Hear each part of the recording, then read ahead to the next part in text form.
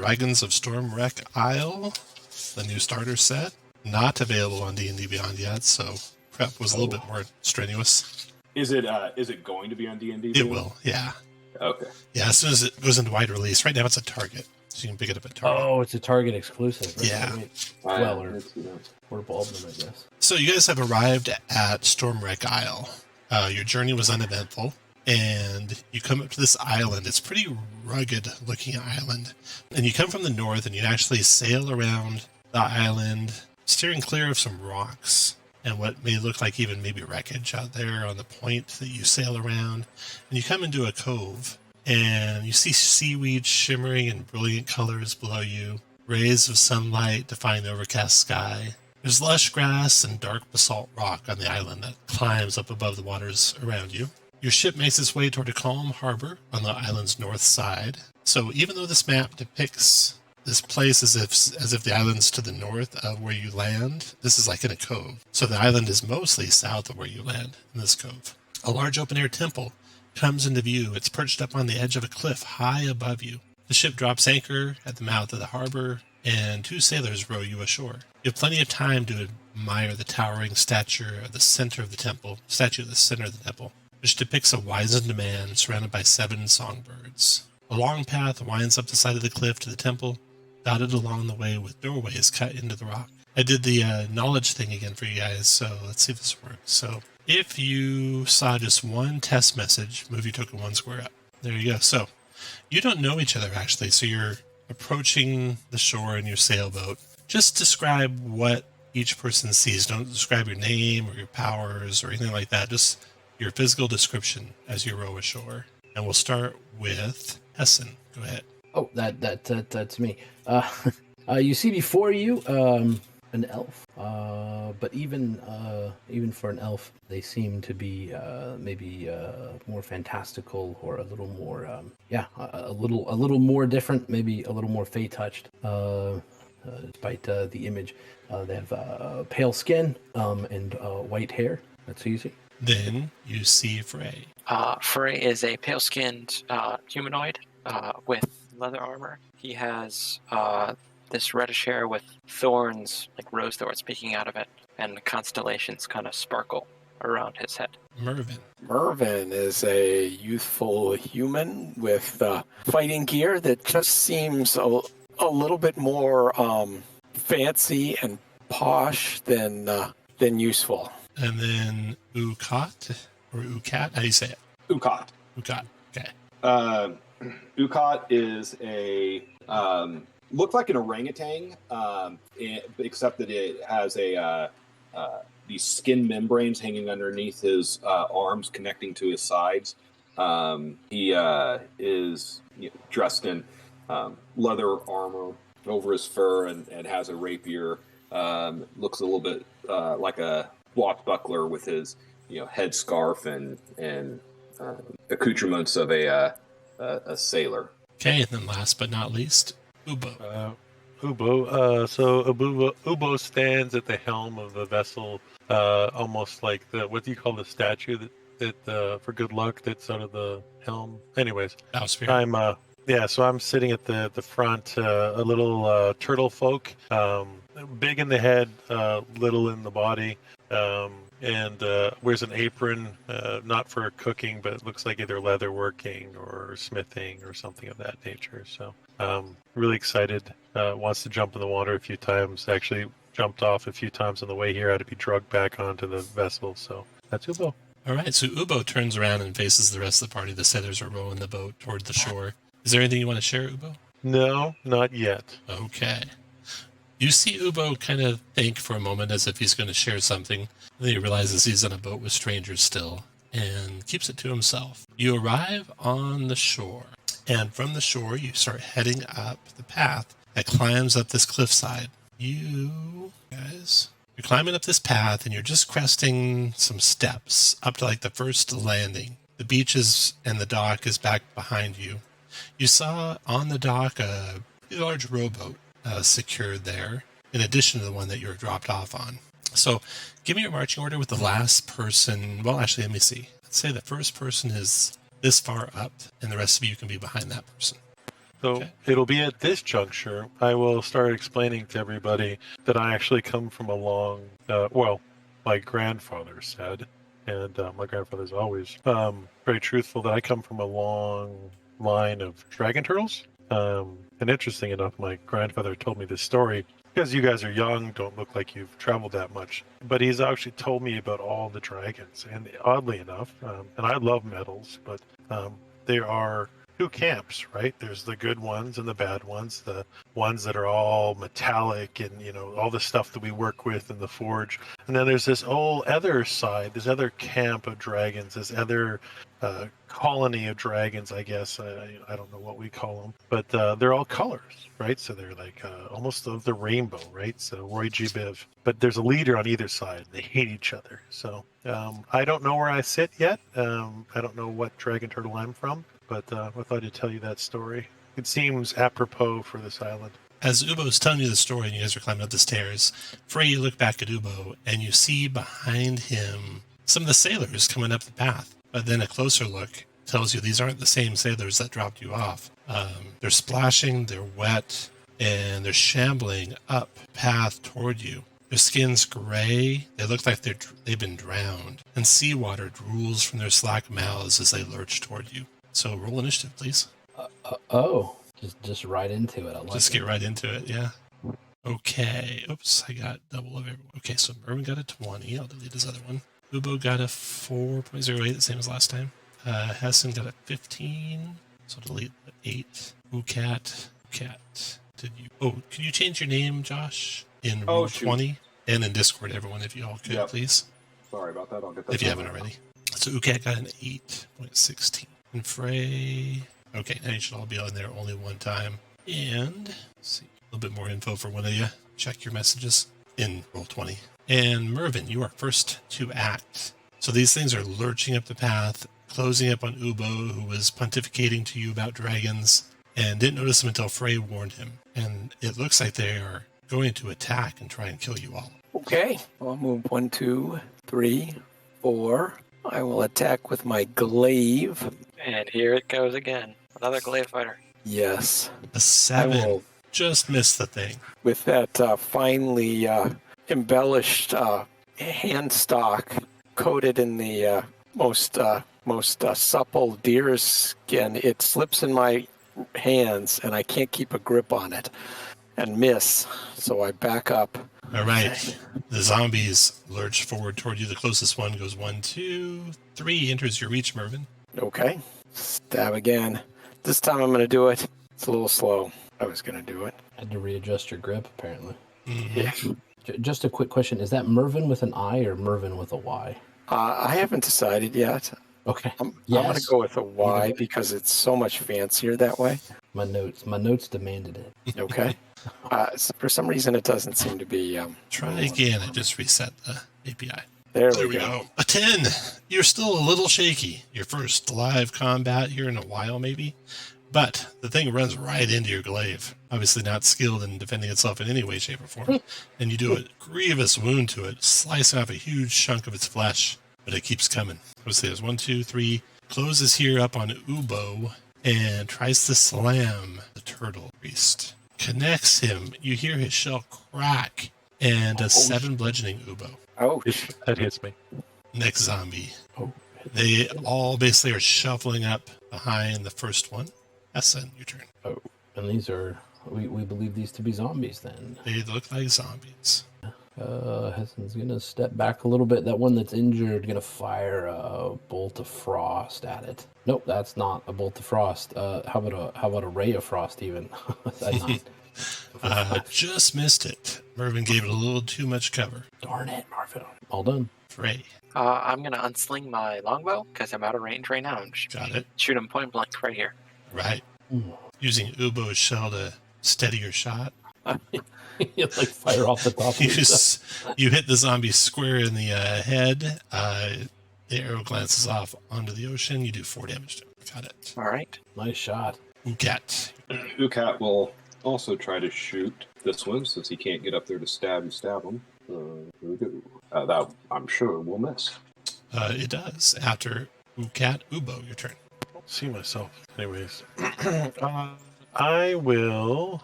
Okay. So, just in case RL gets this wrong, Ubo will action Toll the Dead on the one right in front of him. All right. Because it's injured. Sorry, Tom, real quick question on movement. I have a Ucat has a climb speed. Can he climb up? Yeah, you're basically got a cliff face to your side there, so you could climb over the top of Ubo's head if you wanted an attack. 7 points Okay, of Ubo, damage. they missed their save by a mile. 7 points of necrotic damage to that thing. And then I will bonus action with a spell. Let me do this damage first. So you did enough damage you think should shrivel it up to death, but it, for some reason, seems to be like fighting on. That's 7 damage, DC 12, I think. Yeah, so it's got 1 hit point left. What you should have been able to kill it with does not kill it. Now your turn, Ubo. And then I'll do a healing word for. Okay. After Ubo, the last of the zombies, closes to there, then rounds over. Mervin, your turn. Yeah, that's me. Yep. All right. Take that, foul dead creature. Ooh, just missed it again. Try and give it a butt. That hit. 17 for 6. Should kill it. Should smash its skull in. Finish it. And you do finish it. All right, then I'm going to pull back a little bit, give everybody else a chance. After Mervin comes, next zombie in line closes on Ubo, tries to smash your turtle friend again. But this time his shell knocks the blow aside. Essen, your turn. Did that provoke from Mervin? It would have. Trying to figure out what. Would you like to attack Mervin? Yeah, I would. Thanks for reminding me. Take that, you zombie. That hit for 11 points. Hessen, your turn. You notice coming out of some of the, you notice directly behind you is a statue of a dragon. And then coming out of one of the little one of the little like openings in the cliff face are a couple of kobolds. Curiously trying to see what's happening out here. Go ahead, Hessen. Hessen will raise his voice and say, be careful, there's some kind of undead coming up the stairs. You see the kobolds converse with each other, and one says, I'll get help, and takes off running. Thank you! And now for the lead one, like a dirty 20 for 8. That's a hit by a mile, 8 points of cold. Hurts it pretty good. After Hessen, Frey, your turn. Frey's gonna squeeze up here and finally get a rapier swing in. Rapier connects solidly. 10 piercing should finish it, but does not.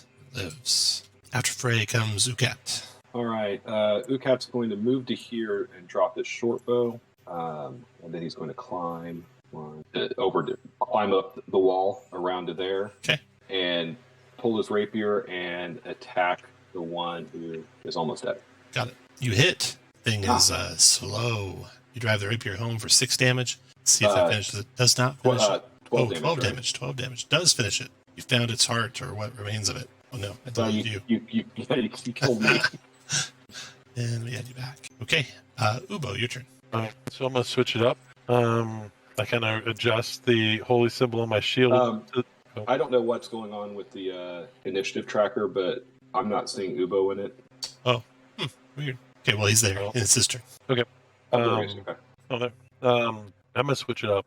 I'm going to Sacred Flame this time because there was a school I went to, or it was my grandfather. Anyways, somebody said that zombies might be extra squishy. Yeah, this one, though, dodged the first fire you fired at it. That's quite humorous, actually. Zombie then. It's like a turtle, Sacred Flame, so it really slowly comes out of the ground. This zombie tries to smash Ucat. 20 to hit Ucat for 3 bludgeoning. Yes, that's going to hit. I'm going to check out one. Your turn, Mervin. Yep, I'll check 3. Okay, Mervin is not very close to these guys. So he's going to drop his glaive, grab a hand axe, and pitch it at the thing at the end there. Nice, okay. You connect, you lob it on top of all your friends, and do 5 damage to the thing. Now the zombie with the hand axe stuck to its skull, still coming at you. Hessen, your turn. The last remaining zombie, once more. Once more with the Ray of Frost. Ooh, you connect, doing 4 damage to it. Then Frey, your turn, Evan. All right. I'm going to step back and shoot another arrow with my longbow and miss. Miss Ucat, your turn. All right, Ucat is going to climb, remaining in his reach, but climb around to here. Okay. And then ready a rapier attack. Ubo, your turn. step forward. I would have went around you, but there's not enough room here for both of us. So, and I will Sacred Flame again. That's going to be 8 damage from me. Ubo, I like how you moved up into position to give the flank and then did the Sacred Flame. Yeah, I'm learning from Shane. A lot of casters don't do that. Like, I've got a 20 armor class, but I would stay back. That's a hit for 13 dex. Got it. And that flame, just as you were taught, burns the zombie up without the zombie giving any resistance against it. Wow. So as the zombies perish, you guys you look over, they have no treasure or anything on them. They look to have been human sailors who died quite some time ago. Their corpses are completely waterlogged. You look back the way you came, and they must have come up out of the water after the boat that dropped you off left the shore, because they did not see them. And then at the same time you guys are all seeing this, you see what's up here on this higher level. And your arrival quickly draws the attention of the entire population of the place. So you're like swarmed by friendly kobolds. They all come running down the hill to see you, and they're like holding the hand of a woman and pulling her with them. And there's one even that's got wings, another kobold. So all the kobolds come running down the hill, and stepping out of these two places here and here are two other guests of the place. Oh, yeah, perfect. So as you guys can move your characters up around this statue. The statue that you see is of a dragon. What color? Well, let's see here. It's kind of weather worn, but you can take a good look at it. What do you guys say it is? Where? Oh, it's. I would say, given Where my. Where's the dragon? Clearly bronze. Right by me. Yeah, you see Ubo and Hessen checking it out. Hessen thinks it's probably a bronze dragon. It's pretty badly weathered, so you're hard to tell for sure. Here and there along this lower path that you guys are on right now, there are some well-tended garden plots that hold flowers and herbs and vegetables. There's this stone statue. Is there an actual picture of the dragon, or no? There's not. Oh, okay. Josh was really You guys did an Shane just making job. shit up. Yeah, and I'm just like, where the hell is this bronze dragon? I can't find it anywhere. Halfway along the plaza, a stone statue of a dragon gazes serenely down the path, and there's 6 open doorways cut into the cliffside where you are at. Your arrival quickly draws the attention of the entire population of the place, which consists mostly of kobolds. These small reptilian folk eye you curiously, while a couple of humans watch from their dwelling places. The 2 humans, the one to your left by Frey, is a human man in his late middle age. He has pale skin, tanned to darker with many freckles. He's got auburn hair, a beard that's mostly gray blue eyes, faded tattoos, and in an abstract design that peek up the side of his neck from beneath his dirt-stained robes. Some of you might see more than that. Then you have a woman, and this mini I have for this woman, Varnath, is not real good. This human woman, whose frame, once tightly muscled, is thinned with age.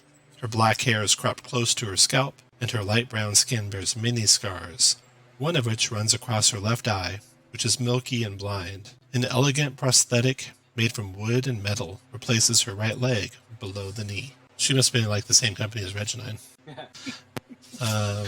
So they are watching you. The kobolds are all dressed in simple clothes. No one's carrying a weapon. One of the kobolds pipes up, "What's your name?"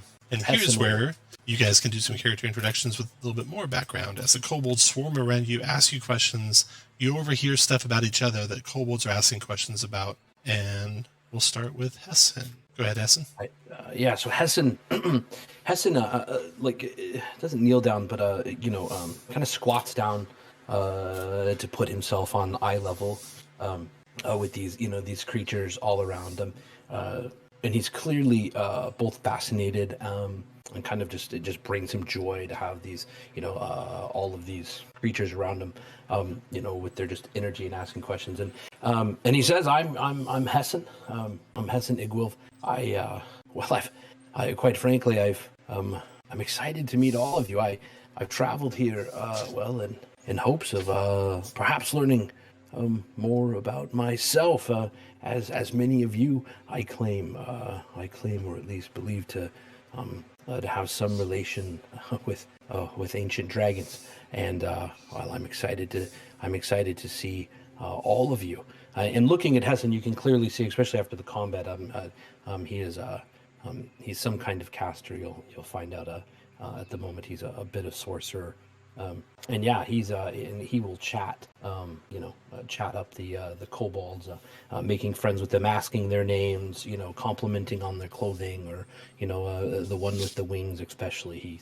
He's maybe just a bit envious of the one that has the wings and such. And yeah, that's Hessen. All right, you immediately kind of notice a leader amongst kobolds, Hessen. It seems that Aga, the one just to your south, is kind of a little quiet. Doesn't speak much, and she tries to keep the rest of the kobolds in line. She seems a little bit indifferent to you, unlike the rest of the kobolds, or all of you. Unlike the rest of the kobolds, who are just pestering you with questions. Where are you from? How do you come here? Have you seen a dragon before? What was it like? What's that? What's this weapon do? What's that thing do? Just on and on and on. And Hessen will tell Aga that I did not. I'm a bit ashamed. I did not come prepared with the gift, but here. Allow me to give you this, and he'll press 3 gold into her hand and just say thank you for the hospitality. Her eyes just light up, and at the same time she takes a look at this woman that's coming up toward you guys, and make an insight check, Hessen. Wisdom and insight.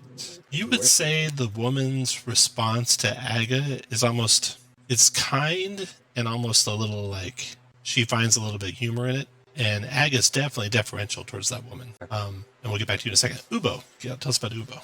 All right, so Ubo will be sizing up our middle. Oh, let me cough a little bit. And Ubo is a dragon turtle descendant. Yeah. Ubo, the Wander Forge. He just made that name up as he was walking up he was always looking for a nickname, because nobody ever gives him a nickname. But right now he's sporting Ubo, Wander Forge. It's just a young turtle just looking for a way, right? Just a little like Nemo, in the ocean looking for some purpose, and a little bit trying to do his own little armor and build his reputation, and I guess he's fleets of fancy, so he's had these dreams and they're drawing him, and he feels drawn here. But I have to be honest, this is not what he expected when he got here. So. He's a follower of the Forge. He has his little smith kits and all that jazz, but he looks a little confused, to be honest. He thought there was going to be a temple or something here, and he's confused. You can definitely see a temple up. You can definitely see a temple up higher, for sure. Not from his height. He's so short, I'm sure you can't see it over the top of the building. You notice that the kobold to your west is a real sharp dagger. You think he's the only one that you notice that's armed, and he seems very proud of it. He's got it all adorned, and he's got a sheath for it, and he, keeps it prominently strapped across his chest. Mm-hmm. Then Mervin. Oh, can I? Yeah, go ahead. Seeing that mechanically, I have to take a long rest to use my ability. We'll say you have. You've just woken up from one, so. Yeah. So, okay. So I'll save it, because I was going to say, if you wouldn't have let me have it in game, I would have used it thematically to look at this young man or young kobolds. I asked him, actually, I had to say, can I look at your dagger? I'm actually a little bit of a practitioner of the keen edge arts. I make these. This is kind of my deal. He pridefully takes the dagger out, shows it to you. It is extremely sharp. He must spend a lot of his time keeping this dagger sharp. Very impressive. Very impressive.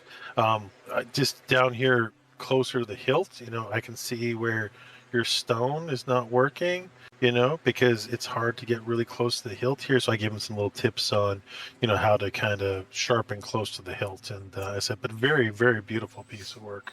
He seems to be a very keen student and soaks that up. Mervin, tell us about Mervin. That's you, Dave.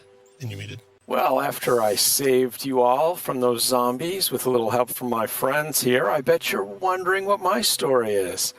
My parents were adventurers like me, and they retired after hauling a fortune in gold out of places with names like Hellgate Catacombs. Now they want me safely at home managing the estate, but I have adventure in my blood. I mean, anyone can name something the Tomb of Horrors, so how bad can it be? Sadly, my footman and valet both quit, so I'm accepting applications. The kobolds kind of all look at each other, look back at the woman, and one of them sheepishly walks up to you and says, "I could be your right-hand man. I'm Zark." Outstanding, Zark. I have a vacancy that I really need somebody to help me out. Getting all this gear on and learn some of the ropes of adventuring. All right. So That Zark. position pay. Oh, that's Zark. That was behind the Runar Owl right there. So Zark's hanging out by you now. And then that's Mervin. Frey. Tell us about Frey. Frey is sitting at the edge of the cliff, kicking his legs, and he's looking out on the beautiful landscape before him. And he says that he's here looking for someone, but he doesn't know who. Sorry. Blep. And he asks the kobolds to maybe keep an eye out for someone who smells like sunflowers. Rix comes over and sits down beside you and says, all sorts of people come to our temple. If this flower person comes here, I can tell you. That'd be great. That'd be very nice of you. I've heard there's another settlement full of hermits somewhere on the island. Oh, I think that's what they call us. We worship the dragon god, Bahamut. Oh, terribly sorry. I didn't mean to offend. Oh, no. You did not offend. And in fact, if you would like to come to the temple sometime, I will show you around. I'd be delighted. Thank you very much. Right. And then let's have Ukat. Ukat Outrigger is a very unique individual. He, when asked about his past, he spins stories about growing up on a floating asteroid called the Rock of Brawl, where he met many travelers of the of wild space before signing on to a ship himself, the famous ship known as the Outrider.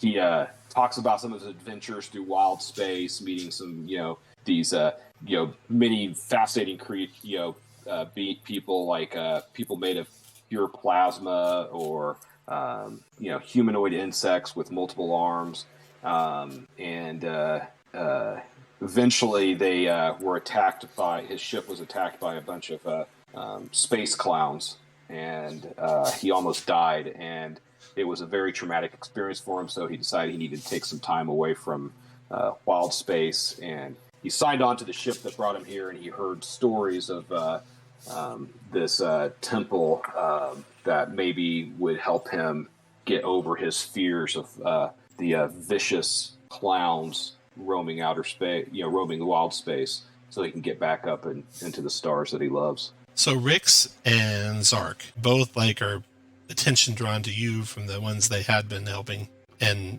ask all sorts of questions about space clowns and what kind of pranks they play and what kind of jokes they have, and do they say anything funny, and on and on and on like that. Do you have anything like that?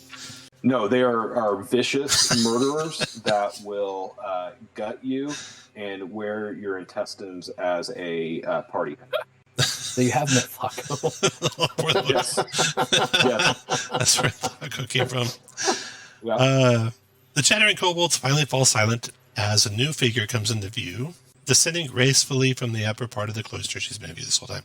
An elderly human woman with weathered brown skin. She's got white hair and tight braids and kindly hazel eyes. She's dressed in a simple white robe, and she smiles as she draws near and extends her arms in greeting. She says, "Welcome to Dragon's Rest. May Bahamut's guidance lead you to whatever you seek. You are welcome to stay at Dragon's Rest as long as you wish. You can sleep in one of the monastic cells," she gestures to all these openings along the cliff face where you're at, "or in the temple, and you may eat with the rest of us in the dining room. So I will have the kobolds show you around. I think Rix and Zark would be happy to. Do you have anything you need from me before I return? Well, I could use a feather bed, some pillows, silk sheets, and a little bit of tea, please. Thank you. She smiles at that, and she says, "You'll want the room right in the back there," and then starts heading back up the walkway unless anyone stops her. The zombies, is that normal? Should we expect that, or is that a fluke? No, that's not normal at all. Make yourselves comfortable and then come see me if you think you could help with that. Look forward to it. Thank you. Okay. So this is the one guest room where you all can stay. There's one bed in it. The sheets are not silk. The kobolds say, there's no spiders here, so we can't make anything out of silk. But we do have black water drinks up in the kitchen. So you can come up there with us if you want. Could you show me to the temple, perhaps? The temple? Yeah. We'll take you to the temple, too. We could sleep there. I wouldn't want to take Mervin's bed. So the two humans introduce themselves to you finally after the kobolds have relented a little bit. So you have Turok. This is the human man who is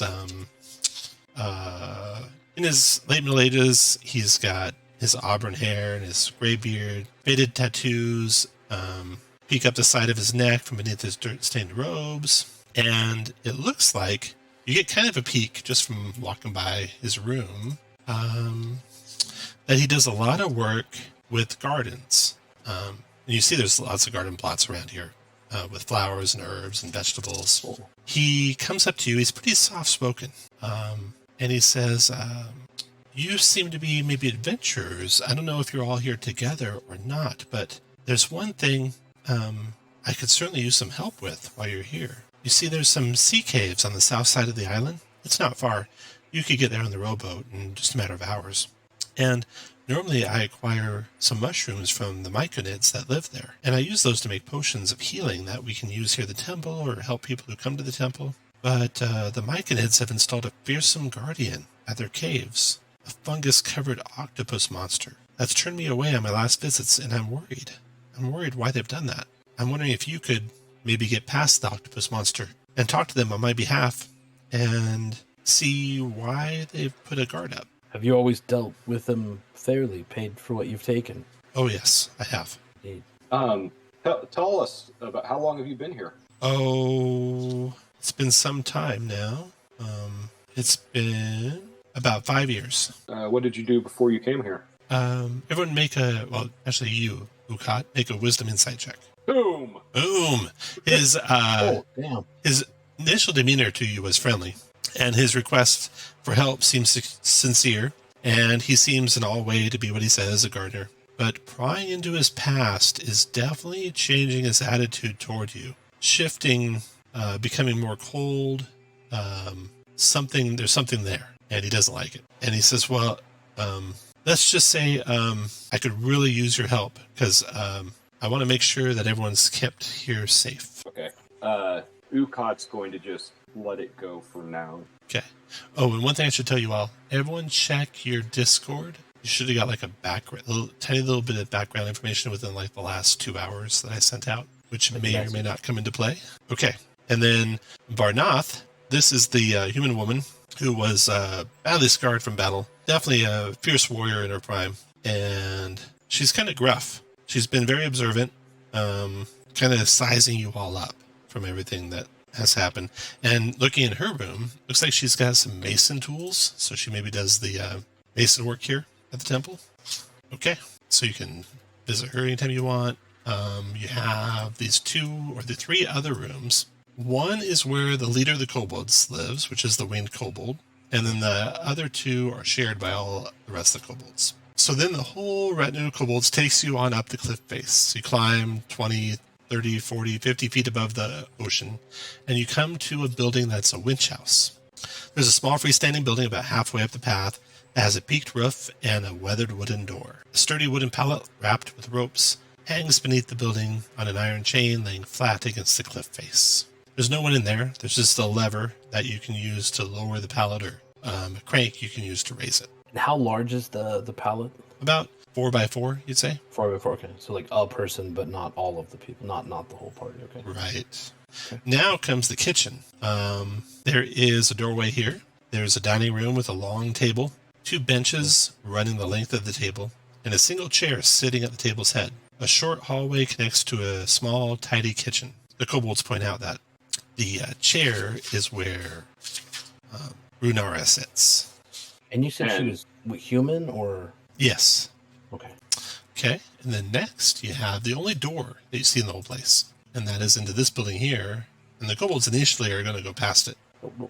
What's this to the north here? Oh, that's the library. Just a lot of books and stuff. Is that open to Yeah, anyone? I like to take naps in there when the kobolds tells you. Yeah, You want to see it? It's kind of boring. Yeah, Hessen's gonna try the door. Okay. Yeah, the door's not locked. And inside, this door is made of sturdy oak with iron bands, but it swings open easily. And there's a spacious library. Bookshelves lining every wall, freestanding shelves, a table, some benches, some writing implements, book stands, glass-shielded lamps, all in pretty good repair. It's the overall state that's so weird. Yeah, I mean, good it's repair. a big library for. Um, Who uses this place? Well, mostly Runara. She's probably here like half the time. And sometimes Tarak, that's the human male, and Varnath, that's the human female, come here and read and discuss various things. But not very often, not like Runara, who's here all the time. Mila, who's the winged kobold, is here probably the most of all the kobolds. Mila is the winged kobold, yeah. Mila, you notice, has lots of like alchemical gear, like beakers and such, with her at all times. All right, and then the temple. So the temple is all the way at the end, 90 feet above the ocean below you. And you can see the whole island spreading out to the south. The whole island, you'd say, is about maybe 6 miles across. So from the bay you're on to the far south end of the island is about, well, not even that, maybe about 4 miles. And you were told that the caves where the Myconids are is on the south shore of the island. So you have to row around the west, and you get there in about 4 hours. Do we still have others around us, like kobolds? Yeah, the kobolds are all leading you up to the Dragon's Rest. You can shoo them away whenever you want. No, I'm just going to wait until I have the before I say anything to the others. Okay, the highest point of the cloister is crowned by an open-air temple that overhangs the cliff. It's supported by arched stone struts. Here it is. Did you have I just saw the temple. Oh, here it is. Supported by arched stone struts anchored to the cliff face. The north wall of the temple is carved directly into the rock, while the rest is open to the sea air. There's heavy pillars that mark the 3 open sides, supporting the wooden roof. So if you stayed at the temple, you'd be like camping out, basically. You'd be out in the open a little bit. I mean, you'd have a roof over your head. Be a long walk for zombies, though. Yes, it would. In the center of the temple stands a stone statue of a kind-looking old man with canaries perched on his hands and shoulders and head, and a feeling of serenity suffuses the place. Let's see if we got any special knowledge here. Yeah. Let's see if I recognize. So obviously Hessen recognizes what the statue is of. Yeah, Hessen walks up and puts his hand on it almost reverently. Runara is there too, and she nods in appreciation. That, all the kobolds are like in tow behind y'all. Tarak is tending the gardens. Varnath is fixing some stonework. That cat knocked over when he climbed it. For those of you that don't know, this is Bahamut, Platinum Dragon. This was his mortal form. And these canaries, they represent the gold dragons who were known to accompany him on his travels. Is that anything like astral dragons? You know, I'm not familiar with things beyond this place, but I can tell you that Bahamut represents everything that's good. Well, I'm glad you were paying attention when your tutors taught you about dragons. Boring.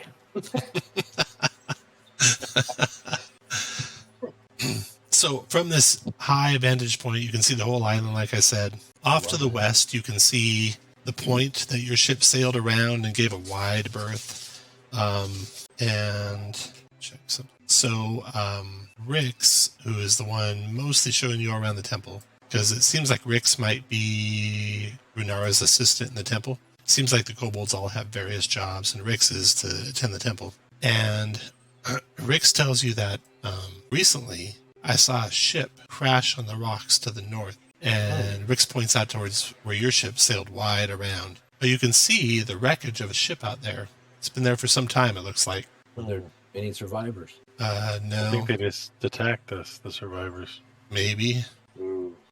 And Runara's there if you wanted to ask Runara any further questions about zombies, too. Yeah, let's ask her. These zombies, you said that it's doesn't happen often. Any idea where they did come from? And more importantly, even if those sailors died, what caused them to rise as zombies?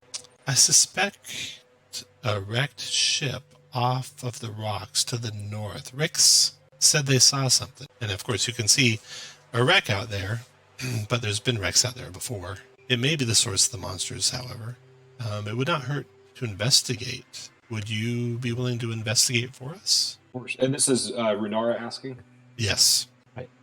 There could be treasure out there. Well, and more importantly, Answers. the angel of the seven heavens would not have such creatures rising around his temple. Yeah, Would I'm this, sure it'd be a good deed. Would you be willing, in exchange, to impart some of your enlightenment on me and help me become the hero that I think I could be? Yeah, I would counsel you on your return. You don't look like someone who's scared of clowns. No, I'm not scared of clowns. Amazing. That must be Runara amazing. says.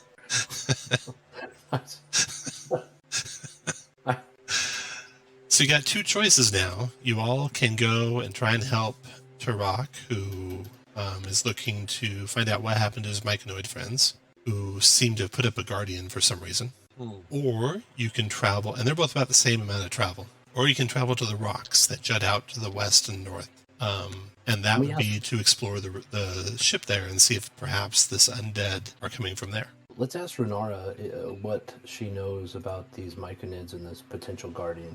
I know only that Turok does much trading with them, and they have many forms of medicine in their caves. And Turok has been very good at helping with any healing, any broken bones, or anyone who's fallen, or travelers who come and are wounded in any way. He's brought quite a few back to life. He's really skilled with medicines and plant agents and such. This is Turok. This is Turok, who was the one who asked you to go and see what happened with the myconids. Right. Well, my fear is that if they've erected a guardian for some reason, and we can't pass it peacefully, I would think we'd be remiss to remove it as protection they've deemed that they need. Is there some other way to reach those caves? I'm afraid there's not. But from what Turok has said, the guardian is water bound, and as such, if you were to approach the caves at low tide, you could maybe get past it quickly before it could get to you. Oh, you know what we could do is just get up on the top of the cliff, and then we could all just glide down there. You guys all can do that, right? Idea. Milo says, I can glide down. Yeah. I can't. Gliding's so fun. Checking my character sheet. No. Well, I mean, if you all don't mind, the trade seems important, but finding the potential source of these zombies might be more pressing. Agreed. Yeah. They're almost like a creeping darkness that has befallen this island. Something that my deity, the Forge Mistress, would really be keen to clear out. Would you guys like to take a long rest before you leave? Or a short rest before you leave? It will only take you about 2 hours to row out to the shipwreck. I was wrong on the time. About 2 hours. Is there any difference to anyone between a short and a long? No. I would love to look at Mervin's broken glaive that seems to miss all the time. See if I can't do something about it. Okay. Yeah, I'd appreciate that. It's the finest quality. Look at all these engravings and that fine decoration, and It jiggles a little bit. It like rattles. Like one of those Wait, really this cheap, screw. like he assured me that was supposed to happen. All right. If you want to do a long rest, movie token 1 square up. And if you want to do a short rest, 1 square down. But 601 mechanically, there's no doesn't difference, right? Y'all, I don't. Well, if except someone needs a long rest, for Oh, I just wanted to use longer the time to blessing take of the one. forge. So it looks like short rest. Okay.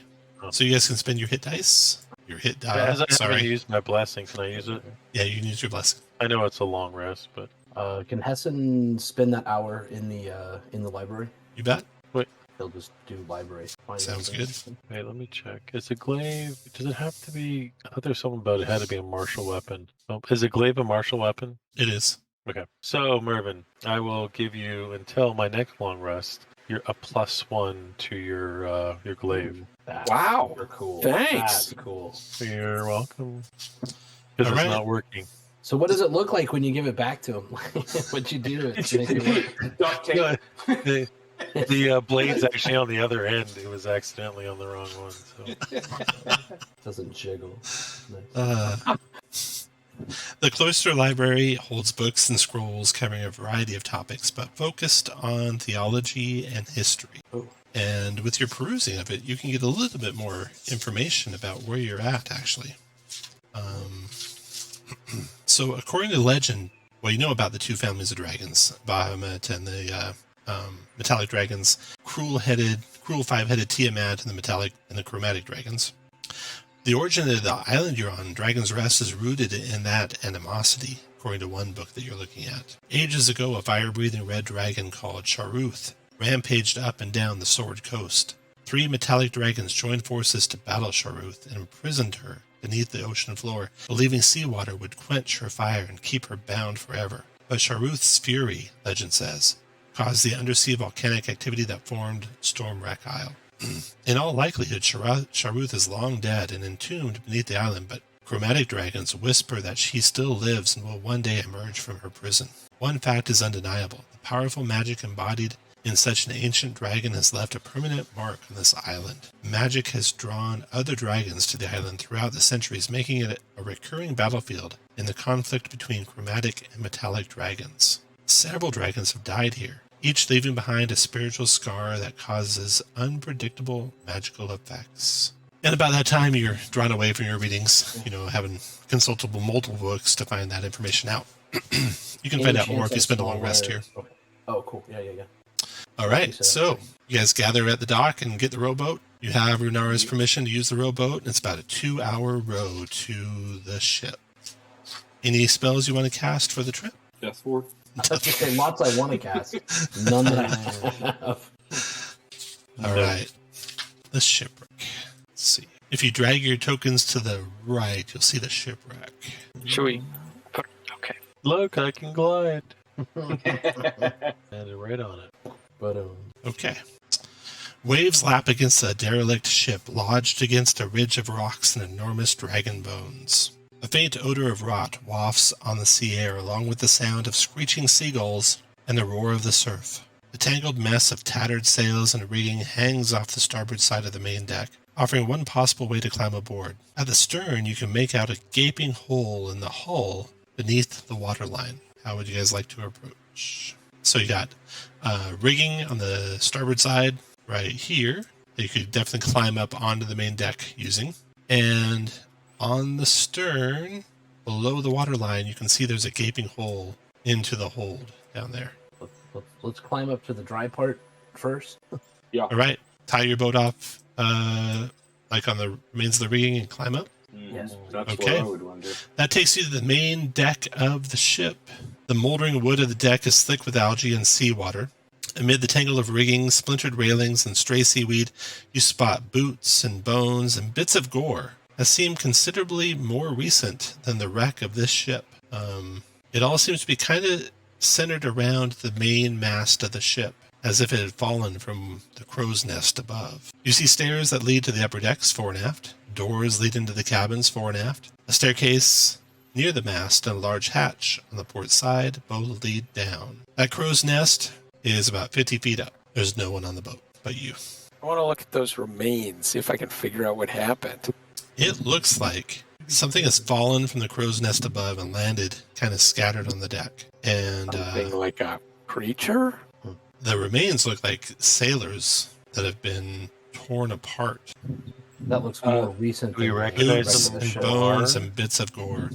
So this ship that you've come to, I should have been a little more clear in my explanations. There was a wreck that was seen recently. Okay. Probably got more info that I should have shared here. Let's see here. Runara told you. Let's see what she said here. Here we go. So, a ship has recently crashed on the rocks north of Dragon's Rest. It's sunk below the waterline. No survivors as far as the kobolds know, or Runara knows. And a few days ago, both Varnoth and the kobold Rix witnessed another recent wreck. They saw the ship abruptly veer off course and crash into the rocks. Abruptly veered off course? Yeah. Runara suggested that the answer may be found in an older wreck that's kind of centered on where all these wrecks are happening. This older wreck is called the Compass Rose, and that's the boat you came to. Oh. So that's why this wreck seems old, even though the ones are kind of recent. The other ones have sunk, and this is the only boat that's above water, but it's still a very old wreck, like 40-year-old wreck. Ukat is going to stealthily climb up the mast to see in the crow's nest. A rope ladder runs up the mast of the crow's nest, secure despite the condition of the wreck. The mast sways alarmingly as you climb, and at the top of the 50-foot climb, you find that you're leaning out over the water on the port north side of the ship. The crow's nest seems to serve as a nest for some large bird. The basket-shaped area is stuffed with wood shavings, dry grass, and shredded canvas from ship sails. Disturbingly, there's bits of bones, tufts of hair, and shiny baubles also visible in the nest. There's nothing in the nest, though. No creature there. You spot a small gold bracelet. What would you like to do? Take it. Okay. There might be more stuff in there if you search it carefully. And I will. All right. You find a small gold bracelet, a single gold hoop earring, 2 tiger eye gems, and 1 bloodstone gem. Quite a little haul there. And that's it. It seems like creatures that have been killed here, there's some like sea creatures, like crabs and such, but mostly they're human sailors or humanoid sailors. Well, something's like luring stuff over here, yeah? I'll glide down and tell the others what I found. Okay. So That's a pretty good trick you have with the gliding. Very impressive. Thank you. So you've got I think it's really impressive how you could stand straight up in like a line. There's 4 doors here. You can see a stairway down, 4 stairways up. You have the forecastle and the aft castle to explore. I'll open this door. All right. Oop's been holding his breath for 20 minutes to see if anybody's impressed, but nobody's noticed. A long, dead, headless skeleton sits propped up against a counter to the right. But otherwise, the place is empty, picked clean by rats over the centuries and small, harmless crabs. Wait, did that skeleton just move? Crabs are never harmless. No, They seem no, like they no, are. it was just a crab. Just a crab. That's all it was. We blast the skeleton. Anyway, like, Can You I wanna- determine how the skeleton died? Well, it's headless. Oh, So, I'm gonna guess decapitation. wow. No way to tell. No skull I'm nearby not a either. doctor. We'll never know. do you guys want to search that room? Yeah. Okay. Absolutely. You find nothing in there of value. That is one nasty case of crab. Open that door? Yep. Okay, everyone stand where you want to be standing when he opens that door. Sure, there's Who's absolute? You're gonna open it? Yeah. No. The door is kind of a little stuck, Frey, so make a strength check, a strength athletics check. You're fine. Oh no. See if you can budge it open. You can do it. Wow. There you Frey go. summons up strength he didn't know he had. And shove the door open. Some things like fall over, some pieces of furniture that have been propped up against it. And you see a cabin that must have once been luxurious, but now there are 2 drowned sailors in the cabin lurching up toward you. They look like they're undead now, and there's a hunger in their eyes as they come to attack you. Roll initiative, please. What did you do? First person to act. So the door's open, everyone, and Frey, you're first. Let me tell you what you see in the cabin. It was once luxurious. There's a bookcase, half collapsed. There's waterlogged and disintegrating books and scrolls. There's a polished wood desk that leans awkwardly on 3 legs. It has an ornate compass set in its center. There's a bed covered in rotting bedding and sagging in the middle. And there's a jagged hole that gapes in the floor beside the bed. Now your turn, Frey. Yeah, I guess I'll be stupid and run in here and stab this guy. Okay. You hit him with the 13. You did 8 points of piercing. Then Ukat, your turn. And that is going to move to there and stab. And he's drawing his rapier and his dagger, so... Got it. I just had to restart the server, so might have to give it a second. Okay, you bet. I forgot about my offhand dagger during the last fight. Oh, I didn't make an offhand one, so your dagger is just a regular dagger. So we'll adjust it accordingly while we play. You betcha. You bet. Go for it. Should work now. It's still acting like it's thinking. Here, I'll try it again. All right, 22 hits by a mile. 7 points of piercing damage to that zombie. Yeah, and then I'll do my offhand dagger. 14 hit for 1 damage. For 1 damage. Got it. Okay. Anything else, Ucat? No, that was all my movement. So Hessen, your turn. So you see 2 zombies in that chamber, Hessen.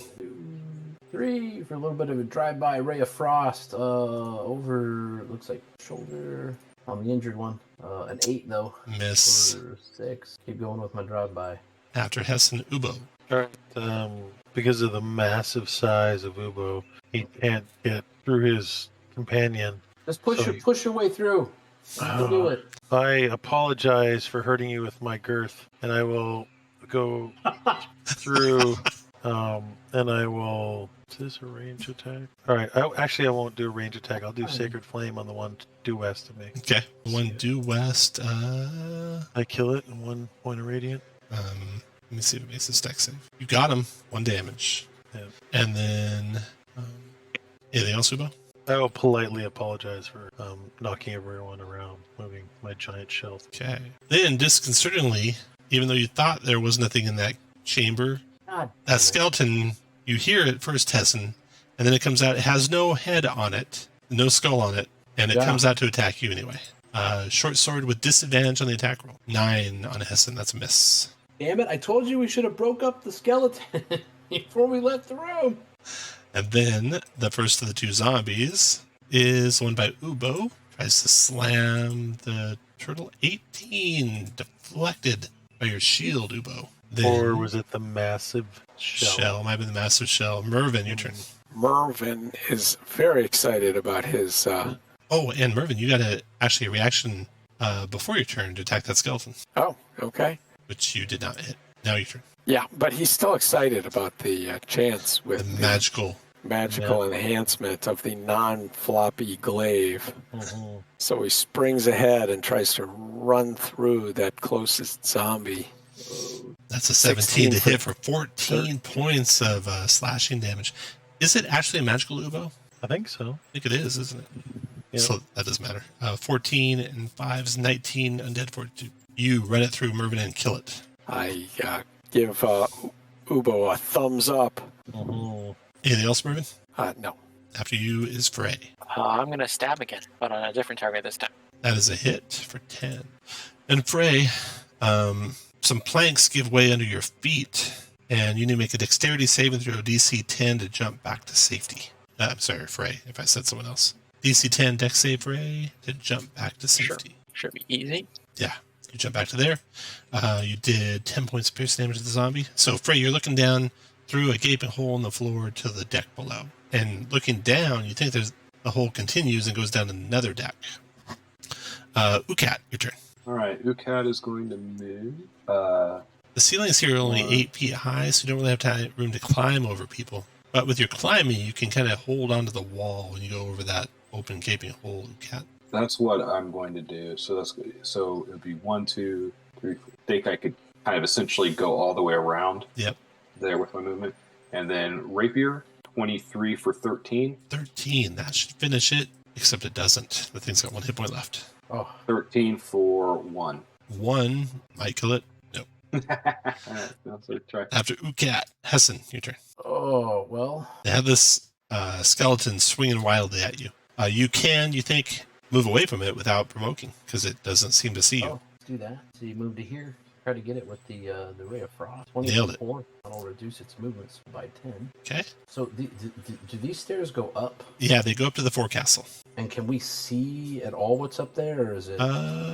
You can see some ruined sails, like the whole forward mast collapsed forward, and there's a blist up there, which also is a little bit of disrepair. 30. All right. After Hessen is Ubo. I will grab the zombie by the shoulders to steady it for my Sacred Flame, and hopefully this one will work. Yep. Yeah, you burn it up. It collapses in cinders at your feet. All right. I will take my move. Excuse me, Paul. Sorry, and then and I'll hit face snout skeleton. to belly button. Skeleton swings wildly with his short sword at you. 6 misses, and then Mervin, your turn. Mervin is going to try and finish that skeleton, swinging his glaive. 21 for 9. Bones clatter across the deck as the skeleton collapses. And all is quiet again, and you can now explore that aft castle room. The captain's quarters is what it appears to be. There's a hole beside the captain's bed that's formed from when the rotting floorboards collapsed under something of significant weight, and whatever it was broke through the floor of the lower deck as well, and might be in the hold all the way at the bottom of the ship. You find 2 small drawers in the desk that hold a pouch containing 50 gold, a set of a cartographer's tools, and a dagger. And really use those cartographer's tools, y'all. You find Take them. You take them all. the compass that's set into the desktop can be pried free, so it's worth some money. There are also 2 potion vials in the desk drawers. Yes, I'd love to taste them. One is a potion of giant strength heal, and one is a potion of healing. Original. Nice. And with that, let's take a quick break. So it's 22 after, so let's come back at 32 after. All right, I'm back too. So, let's see, the captain's quarters. You found the treasure in there. 2 potions, some gold, some tools you can salvage. Now, where do you want to explore? I don't know if everybody else is back, but maybe the door by Mervin. Okay. When I was up here, did I see anything else as I came up these stairs? You want to explore the forecastle? Oh, yeah. If it's, Okay. I guess, The broken forecastle leans out across a broken railing with a tangle of rigging and tattered canvas trailing down to the rocks and dragon bones below. A rusted and rotting ballista stands near the broken mast, and you find nothing of value. Okay, then down in the deck below, 6 double bunks line the edges of this cabin. Personal effects are strewn about the room, and a faded painted portrait hangs on one wall. The portrait shows a young couple smiling and embracing. Written across the bottom of the portrait are the words, Aletha and Brastos together forever. The black-haired woman wears a sailor's uniform similar to the tatters worn by the zombies aboard this ship. The blonde-haired man wears a merchant's fine clothes. Can you give us those 2 names? Yeah, Aletha and Brastos together forever. Is there any chance that she looks like Barnoff? No. Good question, but no, she does not. Let's see what else you find when you search. That's about it, unless you guys, any of you see anything else. Anyone? I will. I'm back. I will walk in and stumble and land shell first on the ground. So Ubo trips over a slightly raised floorboard. I immediately pipe and say, I saw that. You guys can pry it open. Yeah. I'll, Carefully, since the floor seems to be rotting away, yeah. Mm-hmm. That's why I'm displacing my weight like this. I didn't actually fall, so I will kind of work it open. So put you guys where you want to be when Ubo opens that up. Yeah. Oh, right where I need to be. Cool. All right. Ubo, you spring a trap, unfortunately, Oh, and a dart shoots out from the wall and ricochets off your shell, and then embeds in the ceiling of the 8-foot-high ceiling of this low room. You see some poison dripping from the needle. Do we have anyone who can, deal with traps, look for traps, disarm traps? Is that a thing that people can do? Oh, yeah, I can do that. Okay. No, so can I. Underneath the floorboard is a sack full of 200 gold Damn. resting in a small compartment. That's all you find in that Blackmail room. by the end of this. Next room, the one to the south. All right, I'll stand up. Okay. A long table takes up most of this cabin, which must have served as a mess hall. There's decaying chairs scattered about. There's broken glass, broken crockery littering the floor, and a search finds nothing of interest. So, the aft castle? Yeah. Okay, the aft castle. And we still haven't found like a way down. Yeah, there's stairs down on the main deck right here. Oh God. Yeah. Right. Right in plain sight. Perfect. Yeah. And there's a hole What's right there. Yeah, I was going to say there's And there's hole a grate that you can lift and go down there. Just I knew use there was your, the hole. I just Can didn't. I, know. grab onto the edge of the hole and swing myself onto the second floor? Yeah, did you want to do that first or search the aft castle first? Yeah, I just wanna use go in the your, hole. just use your leg hands to climb down. Use your leg hands too. Yeah, it's that easy. Come on. All right, are you all going to jump down with him? What are you guys going to do? Or are you going to go down there alone? Oh, I don't. They're jumping down. Are we how? searching the aft castle first?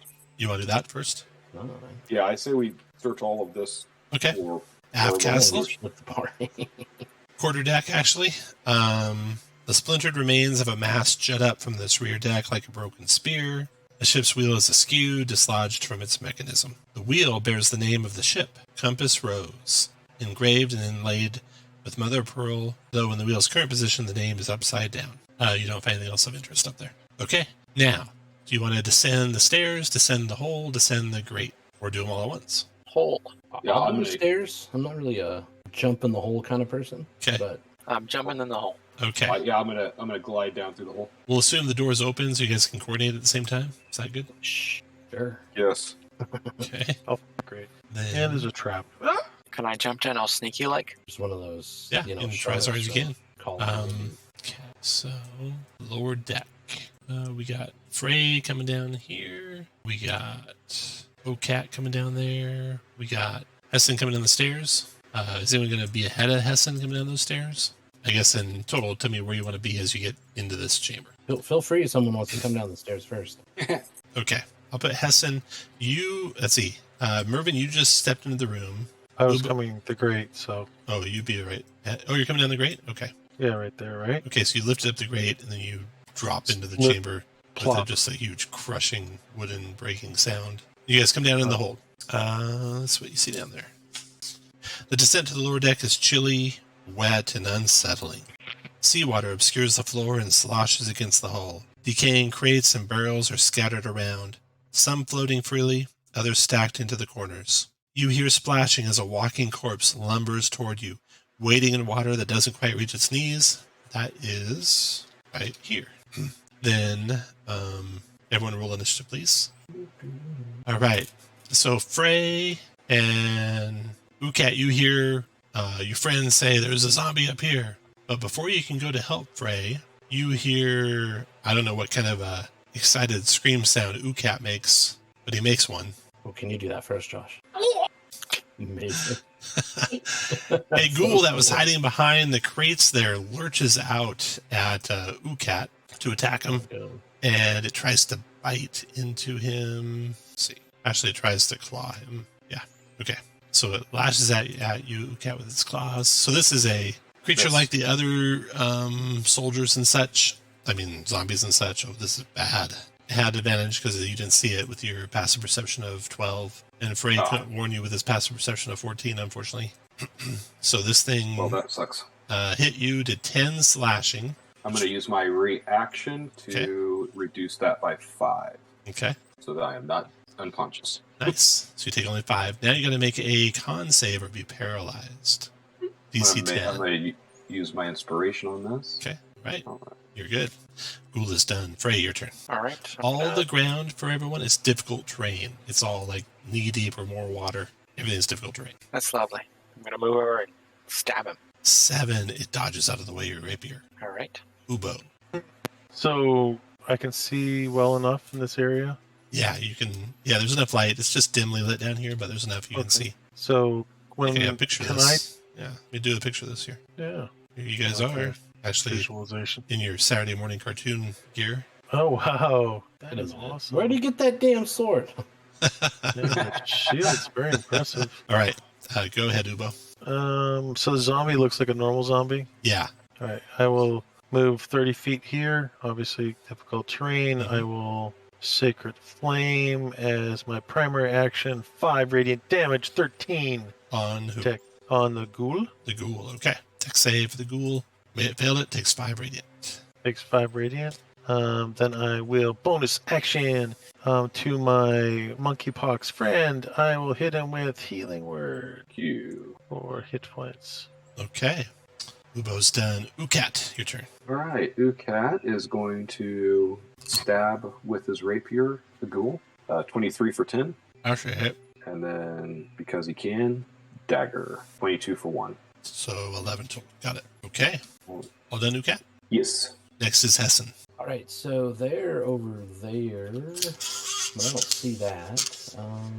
1, Well, I guess they're telling me. Is there a wall on the back part of this? Is that what I'm reading? Like, there's a wall between me and the ghoul? Yeah, you're right. Okay. Wait. Maybe I'll take the ghoul out. I will try to Ray of Frost the ghoul. A 20 for 7 cold damage. I lose you guys? Nope. Here you know. You finished it with that Ray of Frost, and after your turn comes Mervin. And you're muted if you're talking, Dave. Mervin plows ahead and lunges at the zombie. 20 for 7. Nice. 20 for 8. 21 for 8. Nice. And then pulls back just a smidge. Right. After the zombie closes, provoking. Take that. Nice. Get him. I had to restart the thing, so hit the button again. Okay. This is not good Oh, today. no. Oh, But we take the first one there, that 12, which is a hit Right. for 8. Then the zombie closes the rest of the way on you, Mervin, slamming you. 20 to hit for 4 bludgeoning. Oof. Then, Frey, your turn. Looking around, Frey, you see no other ghouls hiding. Over here and shoot my longbow. 21 is a hit for 8. That should finish it. And it does finish it. Okay. So you're left alone on the lower deck here. It looks like unlike the zombies, the ghoul is a scavenger drawn here from somewhere else. You don't know its origin exactly. Like different clothes or whatever. Yeah. Mm-hmm. There's a hole in the floor again. There's lots of crates you can open up and see if there's anything of value in them. You want to search them? Yeah. Yeah. Okay. You find 5 bottles of fine wine. You find a 20-pound sack of whole cloves worth 60 gold. Old clothes for damn. Whole, like Whole complete, clothes. I thought you said and old then clothes. cloves, as in Clove of garlic. Okay. 10 small silver bars with 5 gold each. A pair of candlestick holders carved from bone to resemble dragons with 25 gold each. Fine loot with mother of pearl inlay worth 50 gold. Wow. This place is rich. And then Might be more. How many of those with the entirety pearl? of Call of Nudity. Was there one with the pearl or 2 with the pearl? the fine loot with mother of pearl inlay, one of those. Oh. Should I use that as a substitute for? No, it's only worth 50, not 100. A sealed scroll case with 2 scrolls inside it, a scroll of command and a scroll of invisibility. Oh wow. Nice. And then a potion of healing. Nice. And that is all you find. That takes quite a bit of time to search all that, but Right. you find a lot of stuff there. And we didn't Now, find any what's other the- references to Letha and Brastos or anything. You did not, no. And there's a stairway that leads down underneath the water level. Yeah, you have a stairway down to a completely submerged level, and also the hole in the floor by Ukat right now, where Ukat's standing, that goes down to the same level. And 2 grates that you could remove and swim down to the same level. Yep. How's Ukat's Zubo for going to- swimming? Let's Ucat- remove the grates, just so we have. Lucat's going to dip his head through the hole and look down. Yeah, Hessen will try to remove the grates. Do any of you have like a magical light that you could shine down there? No. But Anyone? No light spells? any chance the cleric maybe has one? No. What about the wizard? I could keep on casting Sacred Flame just randomly. All right. So you're going to be kind of scrounging around, almost blind down there. If anything were to attack you, it'd be pretty bad. Something should be right below the hole in the floor here. So you want to start there and then fan out from there? I mean, would it be better to send one person and just tie a rope to them, and if they get? I in mean, trouble, those of we you with can- dark vision can see, as if it's dim light. Oh, so it's not complete. Okay, cool. Yeah, that's. It's complete darkness, but dark vision still works. How does he do not have dark vision? Does anyone in the party have dark vision? I have dark I vision. believe I do. There we go. Okay. So the hold level. You carefully begin exploring the hold level. As the cold water engulfs you, a strange undersea world is revealed. Colorful seaweed grows over the shattered hull, especially around the gaping hole in the stern of the ship. Tiny fish dart among the hunks of debris and cargo. You have to hold your breath. I can do that for 4 minutes. How long the turtle can do. Hour. You can, come resurface and breathe as often as you need to. You find a heavy iron chest lying on the floor of the hole directly beneath the hole it fell through. You could try and lift it out, secure a rope around it and lift it out, or try and open it down here. I'll put a rope around it. Okay. And when we lift it, let's none of us be down here as we're lifting it, just in case. There's nothing else in the hold. That's it. Cool. Okay, I'll So- swim back up with a rope. You get the I'll rope, spot up. get it back up to the lower deck level where at least when you open it, it'll be above water. and search it for traps, I assume? Let's do that for now. Okay. Sure. No traps on it.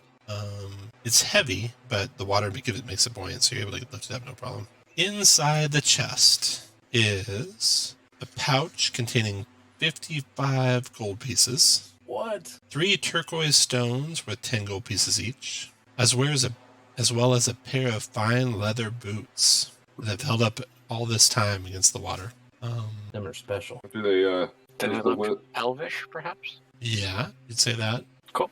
And then a journal, the captain's journal, it looks like. And it's been kept safe by a watertight wrapping. Oh, nice. There's a braid of hair stuck in the pages like a bookmark, indicating the log's last entry. And it reads, it's dated 19 Tarsak, which is like the month of April. So like the 19th of April. Our journey is ended, though I fear my own is to continue in the most horrible way imaginable. Compass rose wrecked on a shoal south of Neverwinter. Many sailors perished with the initial impact, and Aletha was gravely injured. That's the same name that was on the painting. The painting. Yeah. As I tended her wounds, she clutched her talisman and breathed soft prayers. I asked her what the talisman signified. She told me love. Her husband waits for her at Dragon's Rest, having pledged his service to the dragon there. The talisman is made from locks of their hair, woven together as a promise to be reunited no matter what fate might befall them. Uh-oh. It might have been a beautiful story had it not been for Aleth's gruesome end, and the words of the prayer I heard as she breathed her last. For she was begging Orcus, the prince of undeath, to reunite her with her husband. Oh. I held her hand as the breath left her, and I felt a horrible chill pass through her. Next I knew she was sinking her teeth into my neck. At the same moment I heard moans begin to rise from the dead sailors all around us. What curse has she brought on us all? Already I feel a creeping chill overtaking my body. I am securing her talisman with this book in my chest, in the hope that someone who comes after us may end this nightmare by bringing Aletha's talisman to her husband. And some of you might know a little bit more information there. Go ahead. No, I was going to say, I have something that I forgot to mention that I was waiting to tell you guys when we got alone, but it's not related to this, so I will wait until anybody who has something to say about this, what they have to say. Oh, no, I was looking around. I was looking for everybody's face when they read the journal, and if it seemed to dawn on them who Orcus was, and then when I see their blank look on their face, I will start breathing again, because I've been holding my breath for 45 minutes and nobody had noticed still. I will explain to them that Orcus is actually the demon prince of the undeath and the blood lord, right? He's a fiend, nasty fiend, like he's like that dragon god level, right? And and I'm doing like the pantomime, and I storm around in my little shell, and then it's also like vampires and ghouls. Well, ghouls don't really worship things, but like undead things. And I do the big claws and a drama. And I kind of feel like there's a light behind me, and I cast a big shadow. And then I'll explain to them what Orcus is. All right. Ukat is just fascinated and like claps his hand. And he's like, oh, hey, by the way, I forgot to mention that the dude with the neck tattoo, pretty sure he's a member of a thieves guild. That a organization I may or may not have been a part of had dealings with in the past. I recognize the tattoo. Would this be the kind of island that someone that was part of a thieves guild and then wasn't would try to hide on to avoid the reach of said thieves guild? I don't know. I mean, if I was trying to hide from a thieves guild, I would probably choose a small moon orbiting a water world. That's just me, though. Fair enough. So kind of like this. Yeah. Yeah. Sure. Can I make a religion check to see if... So I guess my concern is, was her soul desecrated with the whole Orcus thing? And is fulfilling it really the best way to get rid of it? Or is there a way to, to destroy it or to cleanse it first? Let me read. You can reread what you saw. I already shared what you would know with a religion check with someone else. And they already shared it with you. Okay. Let's see.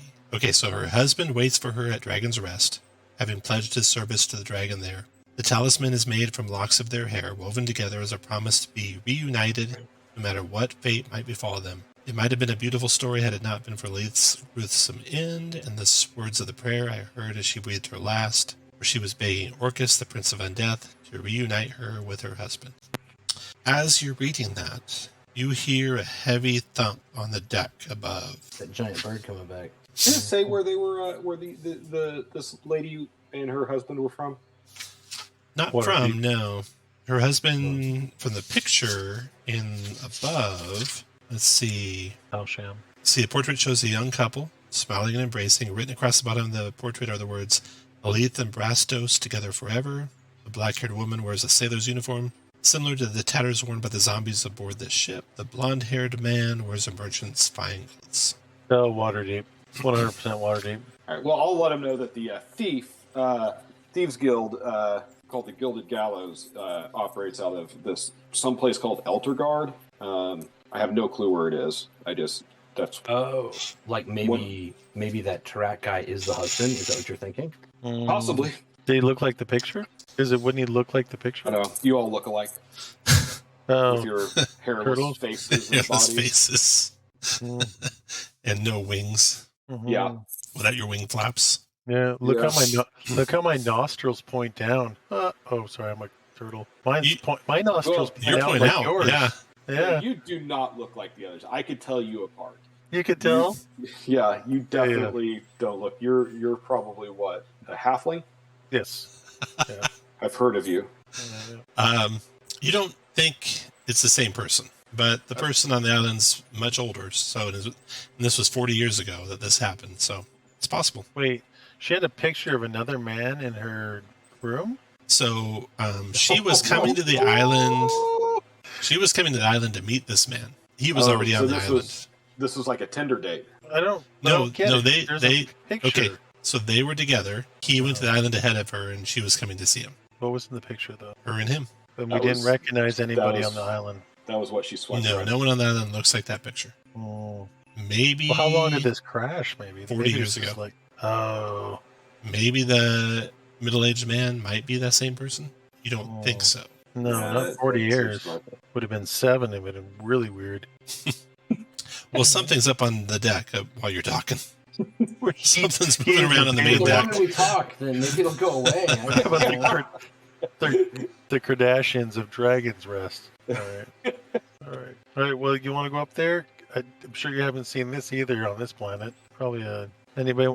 Mervin, you want to go up first? You can knock it out of the air with your big long thing. I'd be happy to.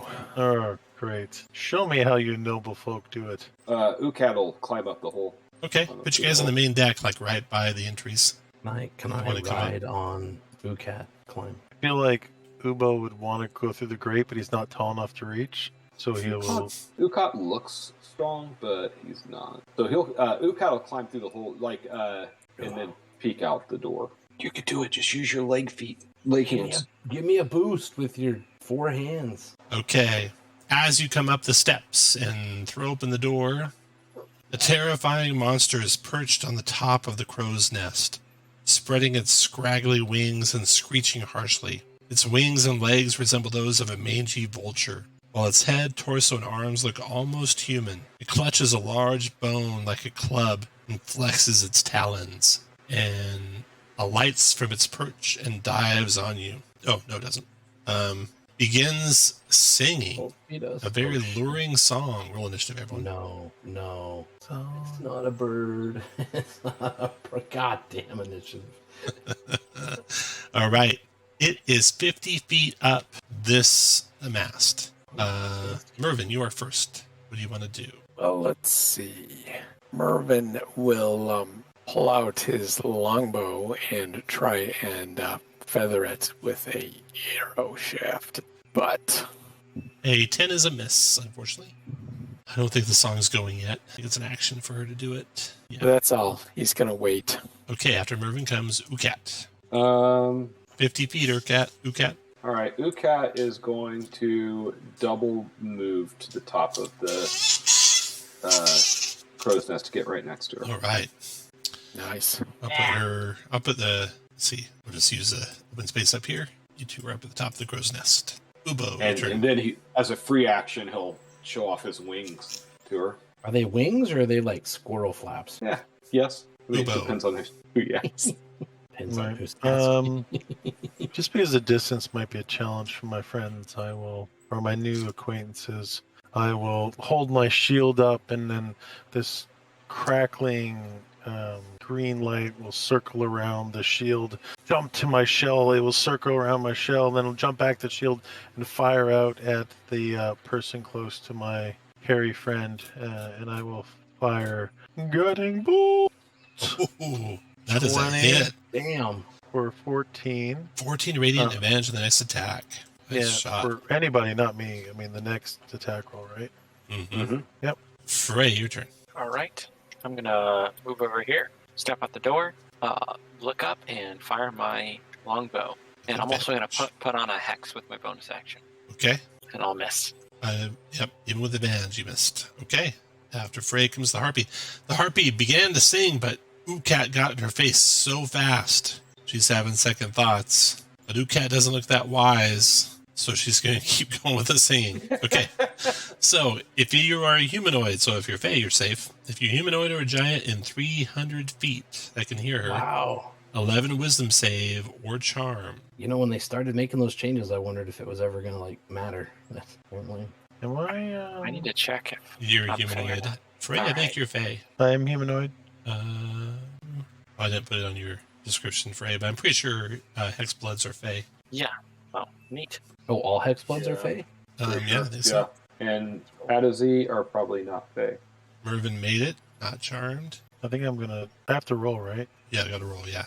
Mervin, Alright, and Ubo, and Hessen and Ucat all have to roll. Oh, That's my Okay. wisdom. Hessen probably has advantage for charms. Don't And a think charm. Eldladder or Fae. Ucat is charmed. Harpy's plan paid off. So if you're charmed, put the charm marker on you, which is this heart. Or charmed till song ends. Bonus on subturns to maintain. Stop. Free. Incapacitated when charmed. Incapacitated. Ignore song of other harpy. Okay, so you're incapacitated right now, Ucat. Take dash action move toward harpy by most direct route. New attacks, and then make Excuse me. save. Can also repeat save at the end of each turn. And when take damage from a source other than harpy, repeat save. Can also repeat save at the end of each turn. And if you save, you're immune. Okay, so that was the harpy's ring song. She charmed. Looks like only two of you. Did you roll yet, Hessen? I thought it was Fae. Am I not Fae? I don't know that a Ladronar. Oh. It might be. Oh, really? It might be. I mean, they're natives to the Fae. Look, That's what I used to. humanoid. Sure enough. Look at that. My apologies. I would have thought the same Yeah. thing as you. I'm kind of surprised they aren't. A wisdom save. I will use my inspiration. Wait, but I do have advantage against being charmed. Yeah. Right?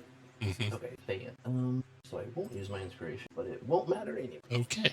All right. So this is the ring song. Sings magical melody. Every humanoid and giant within 300 feet. Says both sides. Charmed. Charmed target also repeats the same throughout the day each of its turns. Okay. All right. So that harpy is done. And Hessen, you're gonna basically move and dash to get to the harpy. So you go 5, 1, 2, 3, 4, 5. Oh, you go direct. 4, 5, 6, and then you get 30 feet up. Or no, 15 feet up. So change your altitude to 15 feet. Good, because there is a rope ladder all the way to the top. And then the end of your turn, make another save. DC 11. Oh, I got it. All right, so the charm ends. You're 30 feet up. You come to your senses, and Mervin, your turn. Mervin will fire another arrow. Mervin connects 9 points of piercing to the Ucat. You're charmed, so you just stand there lovingly, incapacitated, looking at the harpy. Ubo, you're I charmed. get to make another wisdom save at the end. Yeah, you do. DC 11. And your charm ends. Ubo, you're climbing up. It'll go 5 feet to get to the rope ladder, and then you got basically, you're going to be able to get 25 feet up. So make your altitude 25 feet, Ubo, and then a DC 11 wisdom save. Roger. Oops, not 50. 25. And wisdom. Okay, you're good. You can take off the charm marker. Then Frey, your turn. All right. Just going to let loose another arrow with that hex. A 14 hit for 8 damage. Sweet. That's my turn. Harpy's turn. Harpy's going to attack Ucat with claws. 9's a miss, and club. 5's a miss. Yep. And then Hessen, you see swooping in toward you all what must be the harpy's mate. No thanks. He's some distance away, but he'll be there next round at the start of the round. So if you have a ranged spell, you could attack him instead of that main one. Your choice. Okay, and seeing how quickly he came in, basically, if I can slow him 10, 10, do I think it'll make any difference? Yeah. If you can slow him 10 feet, he will not get to attack in the round he arrives. He can sing, Okay. but not attack. Oh, okay. And I say he, but I think harpies are all female. So the harpy's friend is coming. They Partner them. works. Yeah, I mean 2022. You They fire. work because there's more than one of them. Which one's gonna? Is it my turn? Is that? Mm-hmm. Yep. Oh, I'm sorry. Oh, I'm sorry. I didn't move that. Yeah, no, I initiative. thought I was waiting. I guess I will pop off of the ladder, which is 15 feet. 15 feet up. The last 15 feet, I'll go there. And I guess I'll hit the one that's. God, he's gonna sing anyway, though. He's a son of a gun. Whatever. That's what I'm gonna try to do. I'm gonna try to Ray of Frost him. Okay. Up there, see if I can slow him down. 17 for 5. That's a hit. 5 damage. This harpy seems to have like someone's arm in its teeth or in its taloned feet. Like it rips someone's arm off of him. It is initiative. Yeah. There's actually male harpies, and they're called Alan. But they don't have magical abilities. 2, 3, so, 4, 5, he can't 6. sing. So that's as far as he got with a single move. He could have got all the way to Ucat and attacked him if you hadn't slowed him down, Hessen. Okay, cool. He drops the arm onto the deck with a sickening thud. You see it hit the deck, and Ucat, you notice that there's another arm like it in the nest beside you, and both of the arms are wearing big leather gauntlets. Ooh. Then he's going to start singing his lowering song. 11 wisdom save. Immune to this harpy song. Okay, so you all have to make save against this guy. Oh. DC 11. Ukat's good. Me is my inspiration. Mervin's good. Hessen's good. Ubo's good. That's anyone? I think Frey is immune, so that's it. Okay. Then that harpy is done. Mervin, your turn. So this harpy that's over here, he's up in the air, about the same height as the mast. So I'm going to move him just here so you know he's up there. And your turn, Dave, and you're muted if you're talking. I'm going to keep shooting at the injured one. Take that. 17 for 9. Arrow carries it into the air and it plummets into the water. Sing and about as that, it you son of a does, the other one's song takes on a horrid screech, and she wheels in the air and is staring right at Mervin. And after Mervin, Ucat. So she's 15 feet away from you, Ucat. Same altitude as you. Yeah. And it looks like she's turning to go swoop down on Mervin. All right. Ucat is going to jump down. Oh, almost. And Jump and grapple. Yeah, I can't get to her because I don't know, Cat. Yeah. That's a really good idea, actually. Okay, so can I jump to her from there? No, you could ready an action to get to her. Okay, when she then sweeps I'm not. by. Yeah, I'm not going to do that. Instead, I'm going to jump off and I'm going to glide down, use my reaction to land here without taking any damage. Gotcha. Sorry, who was she going after? Mervin. Mervin, who's right there. So I will land right there. Because I use my reaction, I can't ready. Correct. And you don't need to use your reaction. You glide as you fall, right? No, according to the. Here, I'll click on it. Okay, we'll say yes. You use your reaction, and then anything else? Yeah, I'll drop my dagger and rapier here and take out my short bow and take a shot at her. 13 for 5. That's a hit for 5. Ubo, your turn. Alright, I will share you with some metagaming with you guys later, but Toll the Dead because I'm at 25 feet. So I'm within 60, I'm guessing, right? Toll the Dead worked. 9 necro. Got it. Just envision this: the glider, monkey glider, whatever they're called, barbarian, way of the beast. You can jump up, drop people, and then glide down because you have the extra jump. Wow. All done, They Ubo. didn't factor that in. Yeah. Frey, your turn. Okay. I guess I'll shoot another arrow. Away now. 13's a hit for 8. With the hex. Did you move the hex to her? Yep, bonus action, move the hex. Okay. Then another 6. Frey's done. Hessen, your turn. Still out a ways. Just gonna try to get it with that Ray of Frost. 15 for 1. back up into it. And then the harpy will flee from you all as fast as it can. And is it possible for it to get away? Would I have another shot at it? Mm-hmm. Probably. It can only fly 60 feet from where it started. And then was that with the -10 from that last ray of frost? It's only got 40 feet to move, so 30 okay. twice. 2, 3, 4, 5, 6. 1, 2, 5, 6. So it gets there on its turn. Anyone who can shoot that far can go for it. Irvin, go ahead. Okay, I'll take a go. Ukat, go ahead. How far is it? Ubo, go ahead. I took it as a joke. You are 90 feet away. Okay, so 11. 11 is actually a hit for 2. Oh, killed it! Not quite enough. Oh. 7. Frey missed. Hessen. Last shot, Hessen. And it's more than 60, so we need to... Yeah, it's something like 120 feet. 15 for 5? 5? Oh, survived it. Oh, son of a gun. Off it goes. All right. Leaving you guys here to claim the treasures they were bringing back. A pair of gauntlets. Oh, nice. It's coming from a sailor's arms were ripped off. Does anyone have detect magic? I have Identify, but I don't know if I can ritual cast that, but I have a pearl. Yeah. If I can shave this loot down, I can give you half an Identify.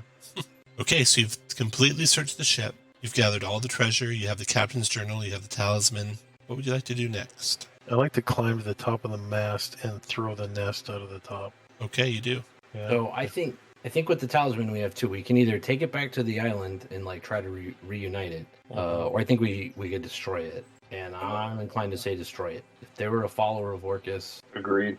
I don't think any magic that they did is going to be with the power of Orcus, which is going to be bad shit. So I think we need to destroy it. Can I do a religion check to see if that would work? You will know yes or no for sure if you make a DC 15 religion check. Okay. Can I assist since I'm trained, or? Oh, I'm not trained. That's a damn lie. I'm history and religion. Is this something Ubo could guide? Yes. Ubo. So Ubo will guide Ubo, and then he'll do a religion intelligence. Religion intelligence. Oof, not awesome. 15. 15. You know for sure burning the talisman would end the curse. Even if you do it right here. Let's burn it. Okay. As you do, you feel something like a sigh in the air. Fog rises up to engulf the wreck. Do you want to row away as fast as you can or stay here in the fog? Yes. Get the heck out of here. You row away as fast as you can. The fog stays out there. You can see it the whole time you're rowing away. You get back to the Dragon's Rest. And at Dragon's Rest, you can finally take a long rest. Excellent. And you have a dream, Ubo. In your dream, you are once again on the deck of the ship that brought you here, and you see Stormwreck Isle shrouded in darkness, just as it was in your earlier dreams. As you sail closer, the darkness breaks, and a dazzling ray of sunlight shines down over the island. A gentle plume of white smoke rises up from the island as the darkness is driven away. Then the darkness and the smoke are gone, the light swells to enfold you as well, and you feel the love of your god. Oh. The next day, the ship is gone. You guys don't see it anymore. Mm-hmm. The fog lifts. Campaign over. All right, that's actually the end of. That's where we'll stop today. Let's split up some treasure. You'll gain a level, and you got a whole lot of gold. That's so much. And you can spend the gold before you go next. Next time you play, it will be to help Tarek with his mission. I know some of you might have some other missions you might want to ask about. Yeah, I wanna ask Renara about the observatory, please. The observatory. Okay. She says. You said we level up. You will level to level 2. Yeah. The gauntlets are gauntlets of ogre power. Oh wow! The boots are elvish boots. Nice. Boots of elven kind. And then you got a bunch of potions and scrolls. You know all those already, so we'll roll that on all that in a minute. Don't roll yet. We won't count any rolls you do yet now. Asking about the observatory. Renara tells you, many have sought the knowledge contained in that place. I can direct you there, but first you need to show me you are worthy. I promise to tell you if you can help Tarap. Okay. I do want to tell her, obviously we'll tell her everything that happened on the ship and see if there's any more. Okay. Yeah, there's no more zombie incursions happening. Cool. She's concerned that the harpy got away, but she thinks you dealt it such a blow, might find another place to nest. But if you run across it, try to finish it. And let's see here. Let's do the treasure split. So, all right, we got Potion of Giant Strength Hill, Potion of Healing times 2, Scroll of Command, Scroll of Invisibility, Boots of Elvenkind, Gauntlets of Ogre Power. I'll get more spells. What do Boots of Elvenkind do again? Advantage on move silently checks. Advantage on stealth checks that when you're moving, I guess. Something Likes that. Okay, so Except that he wouldn't wear boots. this is a problem. We can reskin them as appropriate. They're magical, so they do that. Ankle bracelets.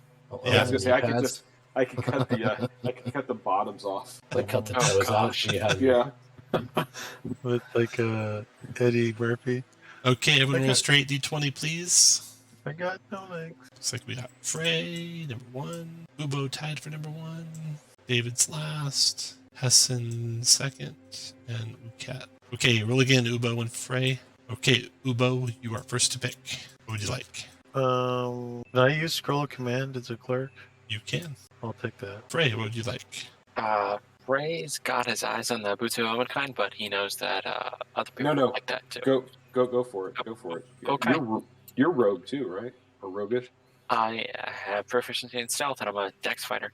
Yeah. Do it. Hessen, your turn. We have strength-based folks here, yeah? Mervin is. Mervin, Okay, yeah. Yeah, I'll take a potion healing, I guess. All right. And Ucat. Potion of healing. And Mervin twice. Gauntlets of Ogre Power, and I guess Potion of Giant Strength. And then Ucat. Can rogues use scrolls? No. Scrolls? I They didn't think used so. to. Didn't they used Yeah, to? Doesn't they- he take an arcana At high check, right? levels. High level you can. Then I'll pass. Hessen. I'll take that. Okay, there they are. We will play again in 1 week, and it will be the Myconids, and you'll be second level. How much Yeah, that's gold awesome. do we find? Ooh, let's see. Oh, yeah. Ooh, it's going to be a lot. Buy some platelet. Was that all written in the adventure time? Yeah, or that's did you actually roll all in some the of that? adventure. Wow, that's... I added magic items, but I didn't add ridiculous. any gold. Okay, you got 25 for a bracelet, you got 25 for earrings, you got 20 for 2 gems, you got 50 for a bloodstone gem, you found 50 in the chest, no, that was in the drawers in the captain's room. Then you got cartographer tools, that's 15 divided by 2. And then you got dagger, that's 2 divided by 2 is 1. And you got compass, that's 25. 200. Fine wine is 50 for 5 of them total. 60 for the cloves. Silver is 50. Candlestick holder card from Bone to Resemble a Dragon is 50 for the 2. Fine loot inlaid with mother pearl is 50. 55 more in the chest. 3 turquoise gems with 10 each. Captain's journal will say worth 5. That is it. Divided by 5 of you. 150 gold each. And so if I'm going to buy the cartographer's tools out, I buy them at half the price. I can, prevent them from being sold by just For a minute. not... As long as no one else wants to take them. Right? Right. Nope. Anyone else want them? And Hessen is also going to take the candlesticks from the dragons unless someone else... And that you just pay full price for, yeah. All right. So 150 gold each is what it's going to be. Can we buy stuff out here? Yeah, you can buy stuff. And a first level The spell. kobolds have a whole stock. That's all. The limitations at level 2 will be 1 permanent and 2 consumable. So you can't buy a whole lot of potions if you've already got potions. Probably buy it. But Is anyone selling magic items? You can get potions of healing.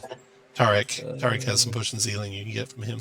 And I can buy a pearl. Yep, you can buy a pearl. One of the kobolds will go and find one and sell it to you.